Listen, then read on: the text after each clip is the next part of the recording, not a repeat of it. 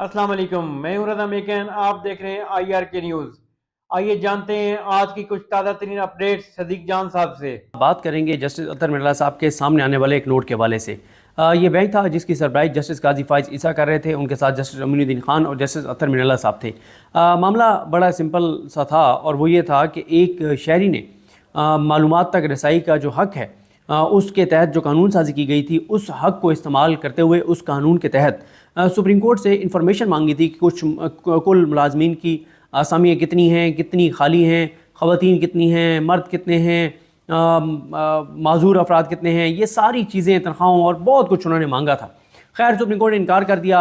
Information commission ने order कर दिया। इंफॉर्मेशन कमीशन ने भी ऑर्डर कर दिया कि जनाब सुप्रीम कोर्ट ये इन्फॉर्मेशन दे। उस ऑर्डर को सुप्रीम कोर्ट ने चैलेंज करवा दिया हाई कोर्ट में। हाई कोर्ट ने फ़ैसला दे दिया, सिंगल जज ने।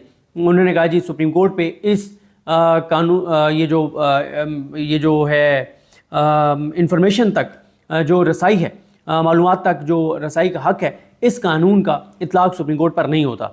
उसके बाद फिर वो इंटर कोर्ट अपील दायर की गई, लेकिन वो टाइम बार्ड थी। खैर चैप्टर क्लोज़ हो गया। फिर मामला सुप्रीम कोर्ट में आ गया और सुप्रीम कोर्ट में जब आया तो काजी फाइज ईसा साहब ने फ़ैसला ये दिया। उन्होंने कहा कि सुप्रीम कोर्ट पे इतलाक़ तो नहीं होता उस कानून का, लेकिन रजिस्ट्रार को कहा गया कि वो तमाम मालूमात जो दरख्वास्त गुजार है उसको दे दी जाएँ। उससे अतर मिनल्ला साहब ने उस पर एक इजाफ़ी नोट जारी किया है। उस इजाफ़ी नोट जो आज अपलोड हुआ है वेबसाइट पर, उस इजाफ़ी नोट को अगर आप पढ़ें, जो मैं आपके सामने रखूँगा, तो आपको वाज़ेह होगा कि 26वीं आइनी तरमीम पर जो है वो ख़तरात के बादल मंडला रहे हैं और उसकी बका ख़तरे में है।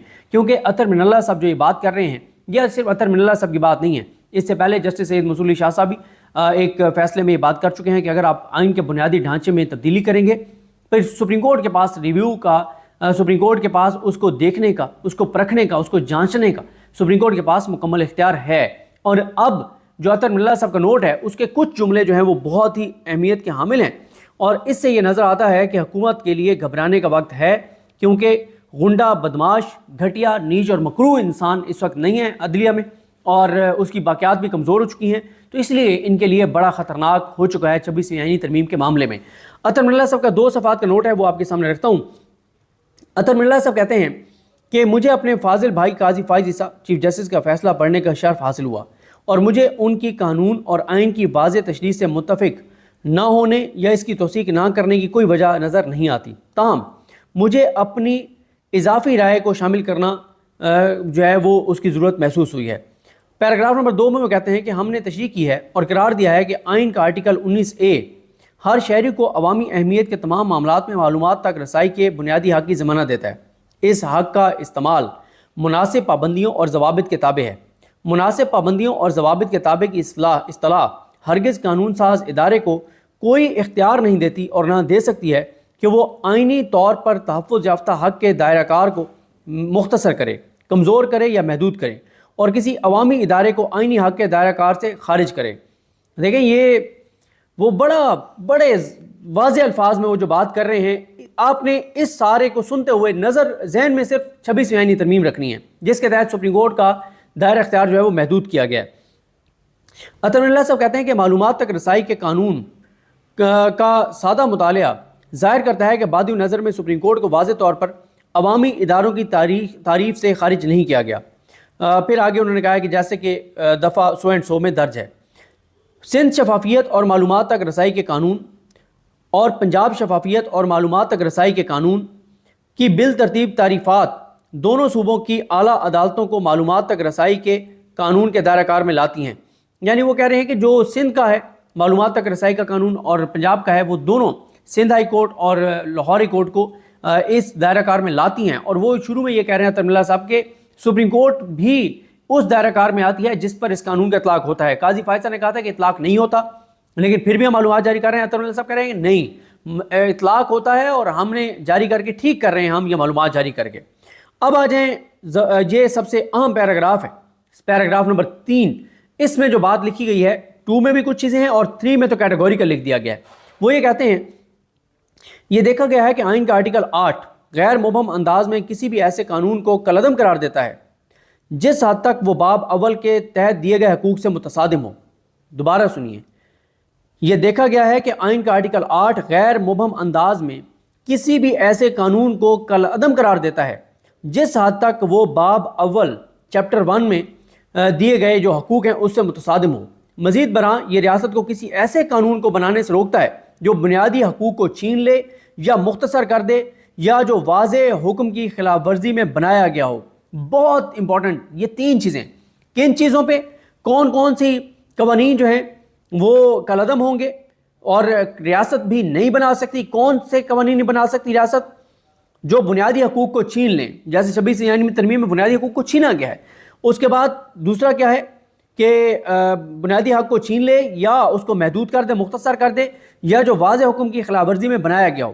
آرٹیکل 7 میں ریاست کی تاریخ درج کی گئی ہے اور اس میں مجلس شورا، پارلیمنٹ اور متعلقہ صوبوں کی قانون ساز اسمبلیاں شامل ہیں۔ یعنی ریاست سے مراد یہ ہے کہ پارلیمان بھی نہیں بنا سکتا ایسا قانون جو بنیادی انسانی حقوق سے متصادم ہو اور جو اختیارات کو محدود کرتا ہو۔ نمبر 4، پارلیمنٹ جب 2017 کا قانون نافذ کر رہی تھی تو آرٹیکل 19A کے تحت حقوق کو چھیننے یا کم کرنے کی نیت نہیں کر سکتی تھی اور نہ ہی سپریم کورٹ کو مکمل طور پر اس قانون کے دائرہ کار سے خارج کر سکتی تھی کہ یوں ایک شہری کو اس کی عوامی اہمیت کی سرگرمیوں سے متعلق معلومات تک رسائی سے محروم کرے۔ ایسا لگتا ہے کہ سپریم کورٹ کو واضح طور پر آرٹیکل 19A کے تحت شہری کے حق کے دائرہ کار سے خارج نہیں کیا گیا۔ ثلاثیت کے اصول کے احترام کے طور پر بنیادی حق کے معلومات تک رسائی کے نفاذ سے متعلق اصولوں اور قواعد کو اپنانا سپریم کورٹ پر چھوڑ دیا گیا ہے، کیونکہ یہ ملک کی آخری اور اعلیٰ ترین عدالت کی حیثیت رکھتی ہے جو شہریوں کے بنیادی حقوق کی خلاف ورزی کے خلاف حفاظت کرتی ہے۔ سپریم کورٹ شہریوں کے بنیادی حقوق کی خلاف ورزی کے خلاف حفاظت کرتی ہے۔ سپریم کورٹ نے یقینی بنانا ہوتا ہے کہ بنیادی انسانی حقوق مل رہے ہوں، اور نہ مل رہے ہوں تو سپریم کورٹ کا کام ہے کہ وہ انٹرفیئر کرے اور بنیادی انسانی حقوق کو یقینی بنائے۔ سپریم کورٹ آئین کی محافظ سپریم کورٹ ہے، پارلیمان نہیں ہے۔ آئین کا تحفظ سپریم کورٹ کے ذمہ ہے۔ بنیادی انسانی حقوق کو یقینی بنانے کا حلف ججز نے اٹھایا ہوا ہے۔ عدلیہ کے تحفظ کا دفاع، عدلیہ کی آزادی کا تحفظ اور عدلیہ کے دفاع، اس کا حلف ججز نے اٹھا رکھا ہے۔ اس کے بعد عطر اللہ صاحب لکھتے ہیں کہ آئین کے آرٹیکل 184(3) کے تحت یہ غیر معمولی ابتدائی دائرہ اختیار سے لیس ہے تاکہ بنیادی حقوق کے نفاذ سے متعلق ریٹ جاری کریں۔ 2017 کے قانون کی ایسی تشریح جو سپریم کورٹ کو شہری کی معلومات تک رسائی کے حق کے استعمال سے استثناء دے، آئینی طور پر ضمانت شدہ حق کو چھیننے یا کم کرنے کے مترادف ہوگی۔ ایسی صورت میں اور اس حد تک 2017 کا قانون بنیادی طور پر ضمانت شدہ حق کے ساتھ تضاد کی وجہ سے کالعدم ہو جائے گا۔ دوبارہ سنیے کہ آئینی طور پر ضمانت شدہ حق کو چھیننے یا کم کرنے کے مترادف ہوگی۔ ایسی صورتحال میں اور اس حد تک 2017 کا قانون بنیادی طور پر ضمانت شدہ حق کے ساتھ تضاد کی وجہ سے کالعدم ہو جائے گا۔ آئین کی افادیت کے اصولوں کے پیمانے پر اور قانون کو باطل قرار دیے جانے سے بچانے کے اصولوں کے تحت 2017 کے قانون کو اس طرح سے تشریح کیا جانا چاہیے کہ یہ سپریم کورٹ کے استثناء نہ دے اور نہ ہی شہری کو معلومات تک رسائی کے حق کے استعمال سے روکے۔ سپریم کورٹ دیگر ریاستی شاخوں، قانون ساز ادارے اور انتظامیہ کے اقدامات کا جائزہ لینے کے لیے عدالتی نظرثانی کی غیر معمولی اور منفرد طاقت کا استعمال کرتی ہے اور بنیادی حقوق کی خلاف ورزی کے پیمانے پر ان کا جائزہ لیتی ہے۔ یہ ناقابل تصور ہے کہ سپریم کورٹ شہریوں کے بنیادی حق کو کم کرے یا چھین لے۔ تو ناظرین یہ تھی اہم اپڈیٹس جو آپ نے جانی صدیق جان کی زبانی۔ تو ناظرین جڑے رہیے مزید اپڈیٹس کے لیے ہمارے چینل کے ساتھ۔ اپنا اور اس چینل کا خیال رکھیے گا۔ اسی کے ساتھ اپنے میزبان رضا میکن کو اجازت دیجیے۔ اللہ حافظ۔